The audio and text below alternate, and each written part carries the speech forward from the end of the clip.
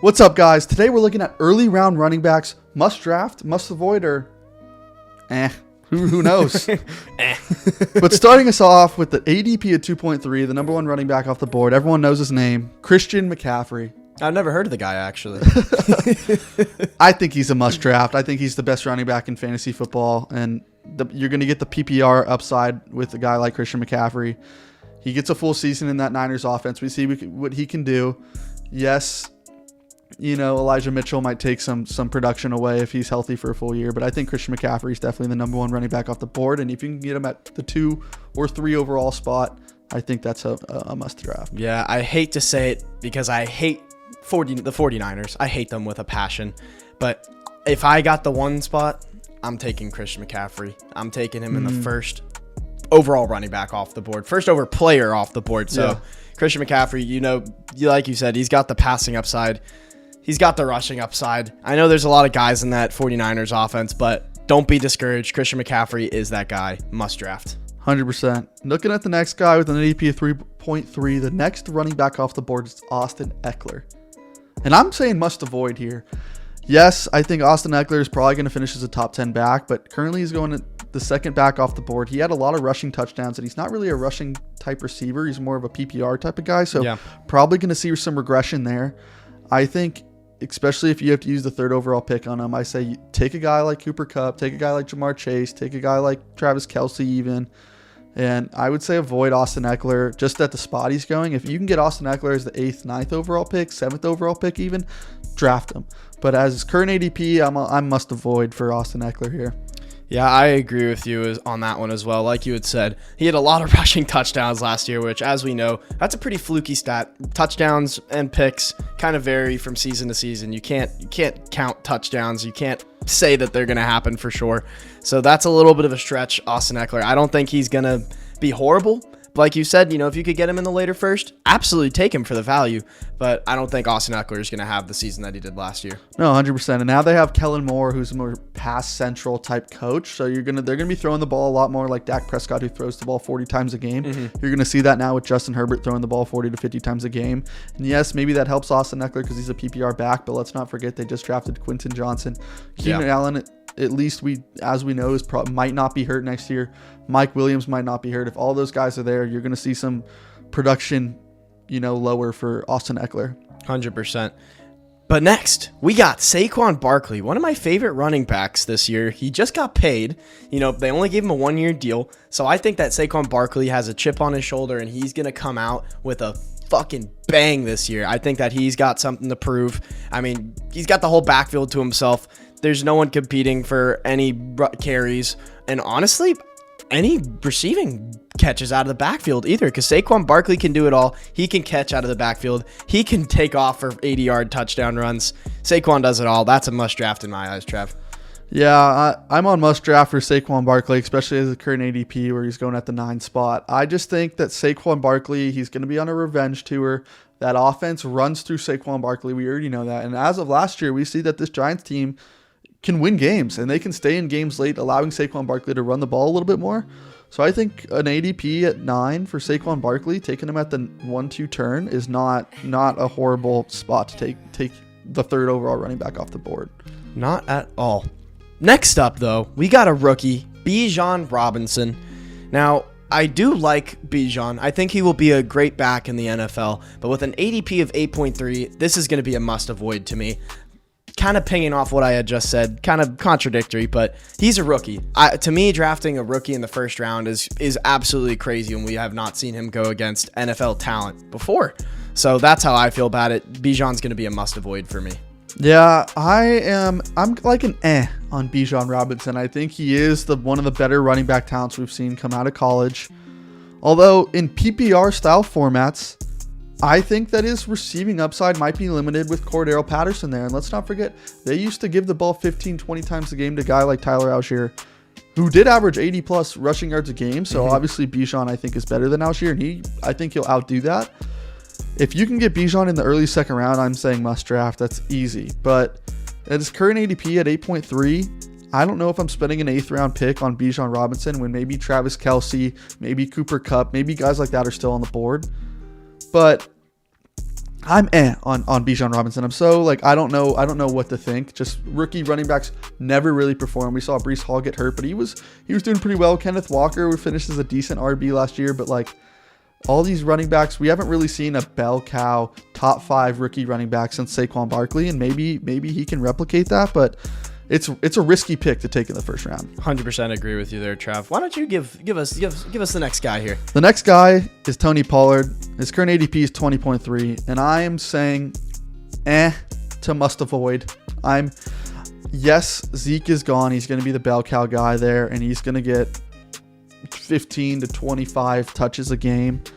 But I don't know if I'm sold on a guy like Tony Pollard yet. I don't know. I know they just drafted Keyshawn Vaughn, and his dad is in the staff, so maybe they're willing to give him a little bit more. But, I mean, he is going 20.3, which is kind of late, so I don't mind taking a shot on Tony Pollard, but I think if we look at the players around him, like Josh Jacobs, RAAndre Stevenson, I'm thinking I'm taking RAAndre Stevenson and Josh Jacobs over him, which is why I think I'm going to say must avoid here. Yeah, I'm going to stick with you on the must avoid there. The one thing that really scares me about Tony Pollard is that last year he had multiple games where he was catching a ball and taking off for 70 yards. And I remember there was multiple of these. It wasn't just a one-time occurrence. So that's obviously not going to be happening every single game. And now, like you said, Tony Pollard does have the backfield to himself now with the absence of Zeke. Zeke's still unsigned, so I wouldn't put it past the Cowboys to take Zeke back for a year deal or something like that. Mm-hmm. But I'm going to go with a must avoid on Tony Pollard. Like you said, I would 100%. Much rather have Jonathan Taylor, RAAndre Stevenson, Nick Chubb all going somewhat around his drafting position there. 100%. And I as we talked about with Austin Ekeler, Kellen Moore is no longer calling the offensive plays. It's going to be Mike McCarthy, so expect a production decrease for that whole Cowboys offense. It's not going to be as up pace. We saw a Mike McCarthy-led system when he played in Green Bay, and it's just a slow-pace running back, receiver, like use-to-play clock type guy. So Tony Pollard in that offense might see a production decrease this season. Next up, we got Jonathan Taylor, J-Tay. To me, J-Tay is a must-draft. I think he's falling a lot this year just because of the injury last year and the lack of production last year. He's currently going as an ADP of 11. So with that in mind, I'm going to be taking a lot of Jonathan Taylor this year. I mean, last year he was literally the consensus number 1 player off the board. Mm-hmm. So I don't see why you wouldn't want to take him at so much later. You get him out at pick 11. So to me, with the new quarterback Anthony Richardson over there in the Colts, I think that's going to freshen up the Colts team, make everyone a little bit more excited to be playing for the Colts. And they got a good O-line. Let's not forget. They got Quentin Nelson, a bunch of guys over there. So I think Jonathan Taylor's primed to have a big bounce back season. Maybe a comeback player of the year candidate this year. Maybe. And I'm looking at like the Colts when Jonathan Taylor did finish as the RB1, and they were a competitive team. And I think if Anthony Richardson can come in and perform and make the Colts competitive, giving them to win the game late so they don't need to throw the ball 20 times or 30 times a game because they're losing by double-digit points, I think then Jonathan Taylor, you can see kind of go back to him old self. And I don't want to draft a guy just based on what he did 2 years ago, but nothing's really changed offensive-wise for them. So, and he's still a young player. I'm drafting at least in the early second round. I'm going to be taking a lot of Jonathan Taylor. 100%. Another guy kind of similar, Nick Chubb. And I'm just going to say right now, this is one of my favorite running back picks of this whole year right now. He has a current ADP of 15. Nick Chubb, he does not have any competition at the running back position now on the Browns. He literally has it all to himself. So I think even he might, Nick Chubb is not known for getting his passes out of the backfield, but I wouldn't be surprised if he gets his this year because there's no one else there. So I think Nick Chubb has the potential to literally finish as the RB1 this year, and getting him at pick 15 is absurd. That's a must draft in my eyes. Yeah, I mean, no Kareem Hunt, Nick Chubb. Yes, he's probably not going to get all of that passing PPR stats that Kareem Hunt got. They're probably going to give it to another backup, but he's going to get some of that usage. And I think Nick Chubb again is a must draft guy. He's still one of the best running backs in the league, most efficient running backs in the league. But next we have RAAndre Stevenson. Current ADP is 26.8, so you're getting him in the 3rd round. I'm saying must avoid, and this might be a hot topic because a lot of these experts are telling you RAAndre Stevenson is a must draft. But here's my one rebuttal to that: is New England has brought Dalvin Cook in for a visit. They've brought Leonard Fournette in a visit. And breaking news, if you didn't know, as of today, they just brought Ezekiel Elliott in for a visit. So to me, that shows that they're not sold on RAAndre Stevenson being the sole back there. So why would I draft a guy that they're bringing 3 to 4 different free agent running backs in to take some of RAAndre Stevenson's usage? Yes, his PPR usage isn't crazy. He's going to get those PPR points, but will he still get that PPR points if Dalvin Cook's there? And now this is all speculation, and you can do what you want based on RAAndre Stevenson. But it just shows me the team's not sold on him, and maybe he's not going to get as much PPR and usage as we think. And let's look at the last 5 years of the New England Patriots running backs. Every year it's a running back by committee, no matter who's on the team, no matter if it's LeGarrette Blount, no matter if it's Damian Harris, no matter if it's Sony Michel. It's a running back by committee, and I don't see anything changing here with Bill Belichick. I 100% agree. I think a big key here is RAAndre Stevenson acted some games more as a receiver than he did as a running back last year. So if you guys are playing these non-PPR format fantasy leagues, I'm going to be absolutely avoiding RAAndre Stevenson. In PPR, I think there's a case to be made that maybe you could draft him at that position.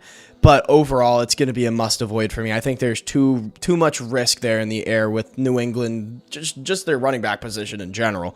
Like you said, bringing all those guys in for visits. So I'm going to be must avoiding RAAndre Stevenson. Yeah, next we have Josh Jacobs, who's going at 16.5 spot ADP wise. I'm saying must avoid. Yes, Josh Jacobs had a killer year last year, but like we said, we don't draft players on what they're going to do last year. We draft players on what they're going to do this year. Because last year's PPR points doesn't matter when you're playing your fantasy football league this year. And Jimmy Garoppolo downgraded at quarterback. The offense is downgrading. I just don't see Josh Jacobs repeating what he did last year. And I think maybe getting him in the 3rd or 4th round is a solid draft take, but he's going in the 2nd. And outside of last season, we've seen Josh Jacobs who throughout his whole career, and he's never performed like how he did. I don't really see him recreating what he did last year, so I'm going to say must avoid. I agree with you here. I think that season Josh Jacobs had last year is going to be a very tough one to replicate if you're Josh Jacobs. I'm agreeing with you. I'm going must avoid. I think Josh Jacobs has decent upside in the passing game. To me, he's not he doesn't scream passing back. I think Josh Jacobs is more of that guy who's going to crunch yards for you and get you those short yardage plays. And he's taken them to the house a couple of times. I remember that game versus the Seahawks last year where he absolutely crushed my hopes and dreams in that overtime game. But I'm going to go must avoid for Josh Jacobs just based off that ADP and that 16.5 in the 2nd round. That's too early for me. Next player, though, we got Derrick Henry, King Henry. This also might be a shock, but I'm going to say must avoid for Derrick Henry. I agree. He also is getting drafted around that early, mid, 2nd round position.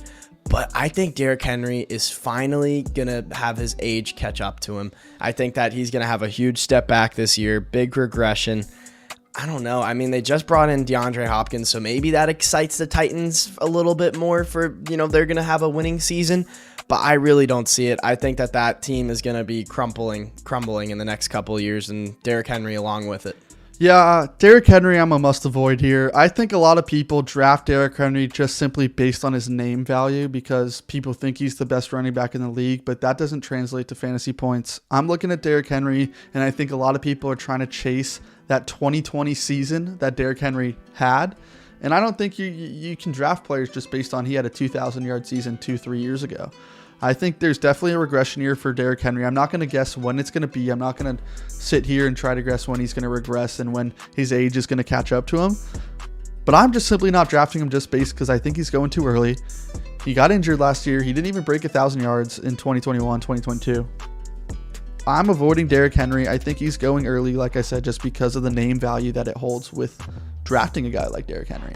Completely agree. But next up on the list, we got Bree Hall of the New York Jets. I'm going to have a must avoid here for Bree Hall. That might be a little bit of a hot take. Maybe, you know what, I'll rewind a little bit here. I'm going to go from to must avoid. I think that there's still some upside for Bree Hall to be had, but with the injury last year, still a little bit scary. Is he going to be fully healthy and confident going into this next NFL season? He's being drafted currently at an ADP of 25.8. So you could spend that third to fourth round pick on him, but I think there's better guys around him that we're going to actually talk about coming up right after this. But so for me, Breece Hall is a must avoid. Yeah, I agree. Breece Hall is a must avoid. If you haven't heard, Dalvin Cook just went on a podcast or show, whatever, and said he wants to sign with the New York Jets. So Also I think true. that's going to plummet Breece Hall's draft stock. But let's say no Dalvin Cook goes there. I'm looking at another receiver of his talent level that played with a quarterback like Aaron Rodgers, and I'm looking like a guy like Aaron Jones. And Aaron Jones never finished as a top 10 running back, at least while Aaron Rodgers is playing. I think he finished as the RB9 last year. So, okay, maybe he finished his fringe top 10. But I'm avoiding Breece Hall. I think Aaron Rodgers, with his RPOs, he likes to hike the ball and do quick screen passes, not giving the ball to the running back. I just don't see Breece Hall being a top 10 running back, and 25.8, I'm not sold on that ADP, so I'm going to be must avoiding Breece Hall. Completely agree. But next we have Najee Harris. His current ADP is going 30, which means he's going at the beginning of the fourth round. I'm must drafting Najee Harris. Yes, he was one of the biggest busts last season, but if you don't forget, the last 4 weeks of the year, he finishes the RB6. So Najee Harris is a dog. He has the sole backfield to himself. Kenny Pickett is now getting better, which maybe that increases that whole offense's production. I'm drafting Najee Harris just based on how much he followed from last year to this year. Seeing what he did in the last 4 weeks last year, it's not like he's a bad running back. In the last 4 weeks of last year as well, he also was used a little bit more in the passing game, so hopefully they keep that going, but I'm must drafting Najee Harris. I completely agree here. I think the biggest point of attention here for Najee is that he was getting drafted in the first round very consistently last year. I think there are very, very few drafts that I was in where he fell outside of the first round. But him being drafted in the third, fourth round this year is crazy to me. I think he definitely had a rough year last year, but I think he's going to bounce back, and I think that Najee and these Steelers are going to be a lot better than people are thinking here. Yeah, I agree. Next player, Joe Mixon. Current ADP is 37.3, which means you're getting him at the end of the fourth round. I'm must drafting Joe Mixon. Maybe I'm going to wait a month to see what happens if he gets suspended. I know he had that whole thing over the offseason, but no Samaje Perine. Maybe that gives him a little bit more usage in the passing game. I don't see why. He wasn't a bad running back. We saw him score 50-plus points last season. So I don't understand why he's going in the late fourth round. I think that maybe his upside, we already seen what Joe Mixon could do. So maybe, yeah, his upside isn't there, but I'm taking Joe Mixon in the fourth round. I think that's a must draft. 100% agree. I actually had Joe Mixon in my biggest fantasy league last year, and I was very pleasantly surprised, and I loved having Joe Mixon on my team. Although he did get hurt for a little bit last year, and although he does have this ongoing situation that happened over the offseason, I still love me Joe Mixon. Like you said, there's no longer Samaje Perine in that backfield, so he's in a much better position this year. I think Joe Mixon has the capability to finish as a top 5 back this year for sure. Yeah. Next guy is Aaron Jones. That's a must draft for me. He's going at the 38th spot ADP wise, late fourth round. I don't understand the hate on Aaron Jones. You lose Aaron Rodgers, I think that improves your run game a little bit. You're going to be more usage. Yes, A.J. Dillon is still there, but they do two completely different things. A.J. Dillon is the bruiser, the running back that you're going to get on the goal line, and Aaron Jones is going to get all the passing game work. And I think with a more high-tempo offense with Jordan Love, I think Aaron Jones can be seeing an upgrade in production. And let's not forget, he finishes the RB8 last year throughout the whole season. Whole sample size, RB8. And now he's going in the late fourth round as the RB17, 18. I don't understand why, when I think his situation got better.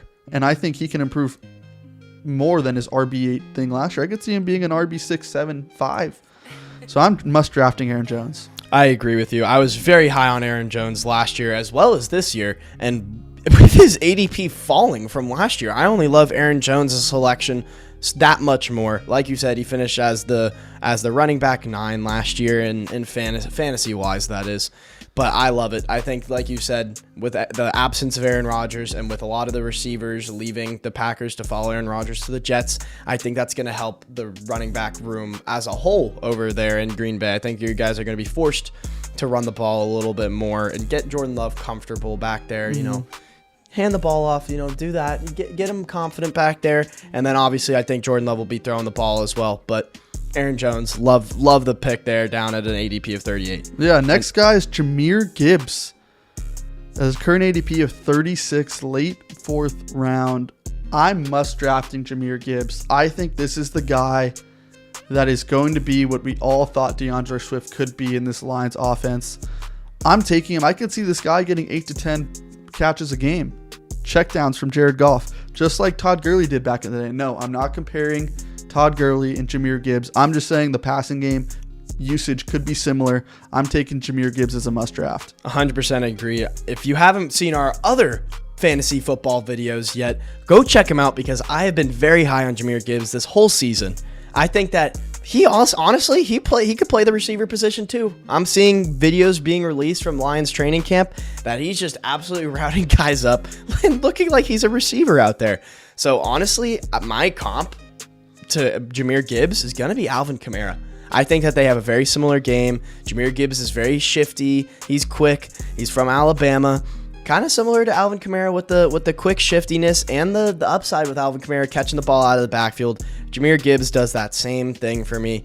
I love it. I think Jamir Gibbs can be an absolute league winner this year. And with an ADP of 36, why not? Take a shot at your boy. Take a shot at your boy. Those are your early round running backs. Must draft, must avoid, or as we like to say. So I think that a lot of these guys at their current ADP, you know, obviously if you're getting a guy like Derrick Henry in the 5th round, let's say, it's never going to happen. But if it does, obviously that's a must draft. But we're looking at their current ADPs. We're saying if we're drafting them there or we're avoiding staying away from these guys. I think we killed it.